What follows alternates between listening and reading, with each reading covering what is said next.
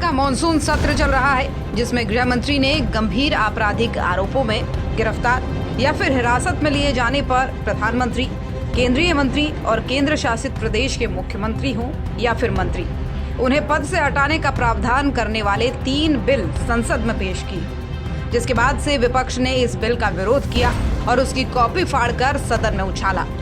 आखिर इस बिल पर इतना हंगामा क्यों? चलिए विस्तार से जानते हैं। पहले ऑपरेशन सिंदूर, फिर SIR और 3 अहम बिल लाने पर विपक्ष ने संसद की गरिमा तार-तार करते हुए जोरदार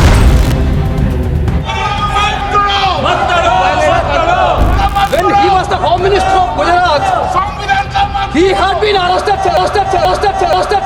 कोर्ट से निर्देश नहीं हुआ, कोई संविधान पद मैंने स्वीकार नहीं किया। तीनों विधेयकों को वापस लिया जाए। दरअसल गृह मंत्री अमित शाह ने लोकसभा में PM, CM को हटाने से जुड़े 3 विधेयकों को पेश किया। इन विधेयकों में प्रधानमंत्री, केंद्रीय मंत्री, मुख्यमंत्री या किसी राज्य या फिर किसी केंद्र शासित प्रदेश के मंत्री को गंभीर आपराधिक आरोपों में लगातार 30 दिनों तक गिरफ्तार या हिरासत में रखने पर पद से हटाने का प्रावधान किया। अब कौन से हैं ये तीनों बिल, पहले वो जान लीजिए। 3 बिल जिस पर मचा हंगामा। पहला bill, government of union territories संशोधन बिल 2025, 130वां संविधान संशोधन बिल 2025, दूसरा विधेयक। तीसरा विधेयक, जम्मू कश्मीर पुनर्गठन संशोधन बिल 2025। तीनों विधेयकों के खिलाफ लोकसभा में जमकर हंगामा हुआ। विपक्ष ने तीनों बिलों को वापस लेने की मांग की। मैं ये आग्रह करना चाहता हूँ कि तीनों विधेयकों को वापस लिया जाए। विपक्ष ने गृह मंत्री के ऊपर कागज के गोले फेंके। वहीं कांग्रेस और AIMIM प्रमुख असदुद्दीन ओवैसी ने विरोध जताया। समाजवादी पार्टी ने बिलों को न्याय विरोधी, संविधान विरोधी बताया, जिसके बाद गृह मंत्री ने बिलों को संयुक्त संसदीय समिति को भेजने की मांग की। अब सवाल यह है कि आखिर इस विधेयक की जरूरत क्यों पड़ी? दरअसल पिछले साल दिल्ली के पूर्व मुख्यमंत्री अरविंद केजरीवाल की गिरफ्तारी का मामला काफी चर्चा में रहा। साथ ही तमिलनाडु की मंत्री V. सेंथिल बालाजी का मामला भी सामने आया था। ये दोनों ही नेता गिरफ्तारी के बावजूद काफी दिनों तक अपने पद से इस्तीफा नहीं दिए थे। अब केजरीवाल दिल्ली के शराब घोटाले में बेल मिलने से पहले 6 महीने तक जेल में ही रहे थे। उन्होंने जेल से ही सरकार चलाई थी। अब सवाल ये है कि राजनीतिक शुचिता और सार्वजनिक जीवन में नैतिकता की बात सभी राजनीतिक दल करते हैं, पर इस पर बिल का विरोध क्यों? आइटम नंबर 20, 21 और 22 महोदय, मैं प्रस्ताव करता हूं कि भारत के संविधान का संशोधन करने वाले विधेयक को पुनर्स्थापित करने की अनुमति दी जाए। महोदय, मैं प्रस्ताव करता हूं कि जम्मू कश्मीर पुनर्गठन अधिनियम 2019 का संशोधन करने वाले विधेयक को पुनर्स्थापित करने की अनुमति दी जाए। महोदय, मैं प्रस्ताव करता हूं कि संघ राज्य क्षेत्र शासन अधिनियम 1963 का संशोधन करने वाले विधेयक को पुनर्स्थापित करने की मंजूरी दी जाए।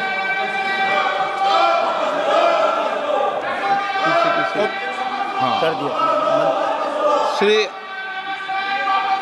असाउद्दीन ओवैसी जी। Sir, I stand to oppose the introduction of J&K Reorganization Amendment Bill 2025, Union Territories Amendment Bill 2025, and the Constitution 130 Amendment Bill 2025, sir. Sir, this violates principle of separation of powers, due process, undermines the right of the people to elect a government. Sir, it gives executive agencies a free run to become judge and jury and executioner based on flimsy allegations, suspicions, sir. Sir, only when an offence is proved beyond reasonable doubt, then only you can leave the post and the membership. But here a mere accusation, allegation, the punishment of losing one ministerial post will follow. Sir, parliament democracy's chief ministers and ministers can only be removed through true means. First, executive prime minister can recommend their removal if the second council of ministers lose confidence of the legislature. Now this bill would empower the unelected executive bureaucracy to play the role of legislature. Sir, it undermines representative parliament democracy. This amendment would leave the minister and CM at the mercy of executive agencies. The severity of the amendment is not only in the fact that one loses their position if they are arrested, but even if they are detained, detention and administrative action doesn't require an offence to be made. Sir, the Chief Minister will not be able to accountable people. I want to know from the Honourable Home Minister, as he read Article 74(1), which says that the Council of Ministers headed by the Prime Minister to aid and advise the President who shall, in exercise of his function, act in accordance with such advice. Now, this bill clearly violates 74(1). Sir, this is the 1933 Gestapo boom. When Gestapo was found in Germany, this government is hell-bent on creating a police state. This will be a death knell and leash on elected government, sir. Indian Constitution is being amended to turn this country into a police state.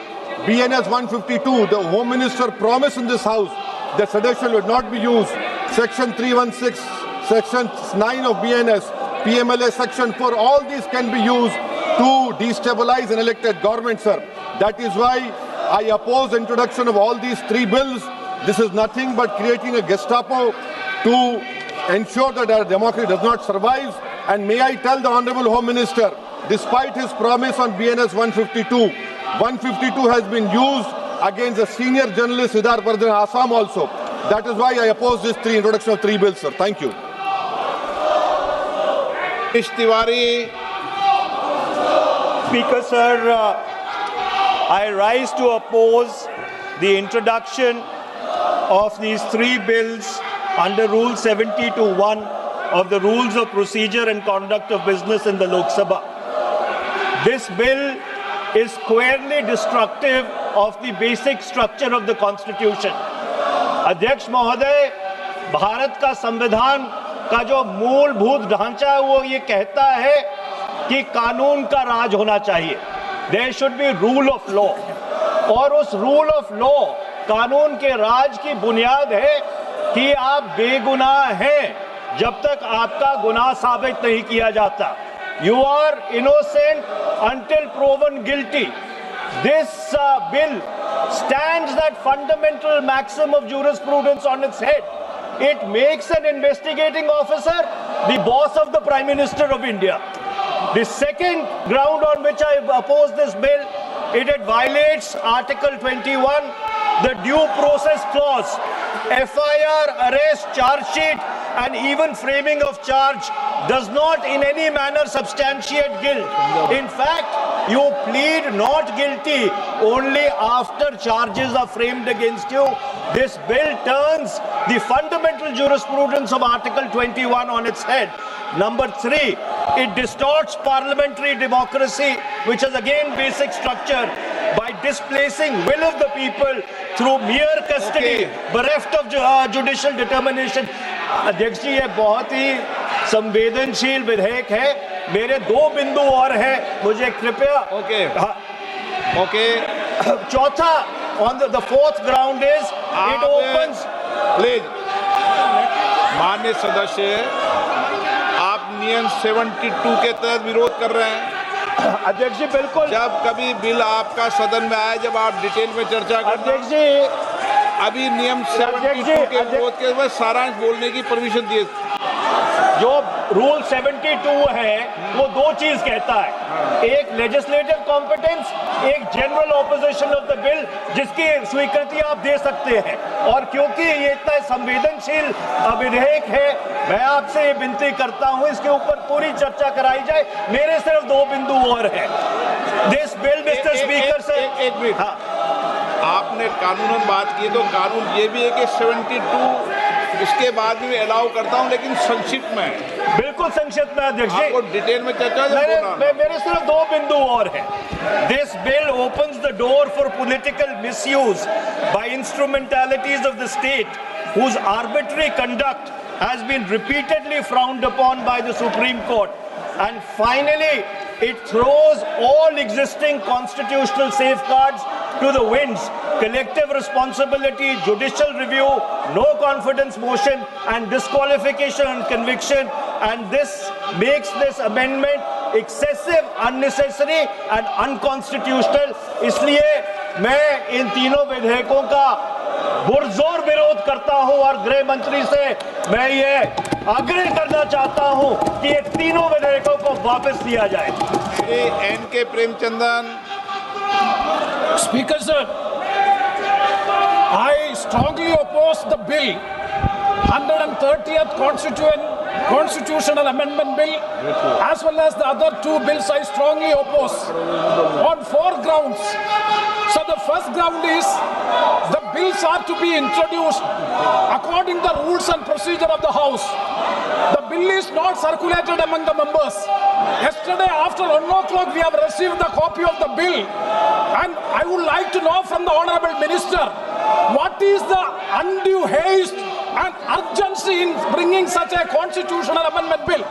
What is the emergent need of having such a bill? That means the introduction of the bill itself is lacking bona fides. The bill is lacking bona fides.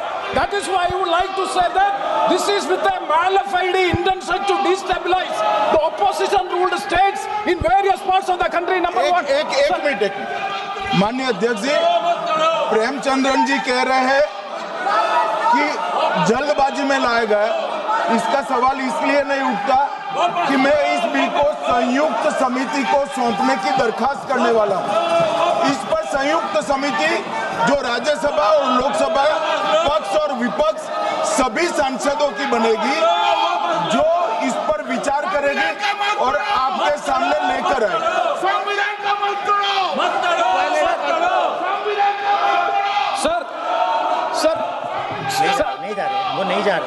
Sir, I do agree with the Honourable Minister, but at the same time, the members are having the right to oppose the bill at the time of introduction.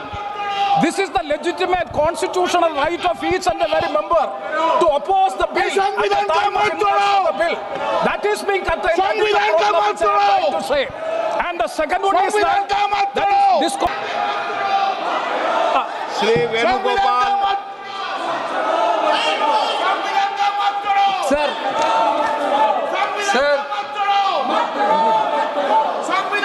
Sir, I rise to oppose the introduction of the Constitution Amendment Bill 25, the Government of Union Territory. Sir, this bill is to sabotage the federal system of this country. This bill is to sabotage the basic principle of the constitution of this country. Sir, BJP people are telling this bill is to bring morality in politics. Can I ask a question to the Honourable Home Minister? When he was the Home Minister of Gujarat, he had been arrested, sir. Whether he took the morality of that point of time, गृहमंत्री जी, अब मुझे सुनो जरा, मुझे सुनो, गृहमंत्री जी, मुझे सुनो ना, पहले बैठ जाओ। हाँ गृहमंत्री जी। माननीय अध्यक्ष जी, मैं रिकॉर्ड क्लियर करना चाहता हूं। मुझ पर झूठे आरोप लगाए तब अरेस्ट होने के पहले मैंने नैतिकता के मूल्यों का हवाला देकर इस्तीफा भी दिया, और जब तक मैं कोर्ट से निर्देश नहीं हुआ, कोई संविधान पद मैंने स्वीकार नहीं किया। ये क्या सिखाते हैं नैतिकता में? मैं तो इस्तीफा देकर गया था, और मैं तो चाहता हूं कि ये नैतिकता के मूल्य बढ़े। हम ऐसे निर्लज्ज नहीं हो सकते कि हम पर आरोप लगे और हम संवैधानिक पद पर रहें। अरेस्ट के पहले मैंने इस्तीफा दिया है। माननीय सदस्य, आप बिल पर बोलिए। आप 72 के नियम के तहत बोलिए। सर, दिस नियम है, आपका डायरेक्शन है। 19 आप 72 नियम के तहत बोलिए। सर, लाइक नहीं है सर, नियम के तहत बोलो आप 72। सर, दिस आपका डायरेक्शन है 19A 19B। हाँ है। साफ्तार ऑन कॉल भी है। हाँ। Very clearly telling at least 1 week notice is needed for introducing a bill. Sir, I am telling that this bill is to target the opposition ruling government. This bill is to threaten the people like Nitish Kumar and Chandrababu Naidu. This bill is to blackmail. Sir, my point one.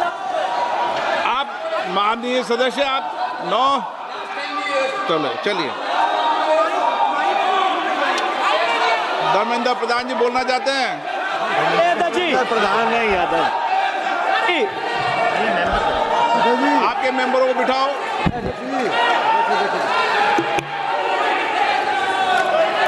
धन्यवाद अध्यक्ष जी। मैं ये जो तीनों के तीनों विधेयक आए हैं, संविधान का 130वां संशोधन विधेयक 2025, एक मिनट, संघ राज्य विधेयक, देश देख रहा है आपको, संघ राज्य शासन विधेयक 2025, जम्मू कश्मीर पुनर्गठन विधेयक 2025, इन तीनों का माननीय अध्यक्ष जी अपनी पार्टी, अपने नेता आदरणीय अखिलेश जी की ओर से पुरजोर विरोध करता हूं। और विरोध इसलिए करता हूं, माननीय गृह मंत्री जी बहुत नैतिकता की बातें कर रहे हैं आपने भाषण दिए थे चक्की पी सिंह महाराष्ट्र में, जिनको लेके डिप्टी सीएम बना के घूम रहे हैं आप। इसलिए अध्यक्ष जी मैं इस मौके पर कहता हूं ये बिल संविधान विरोधी, मूल अधिकार विरोधी, न्याय विरोधी।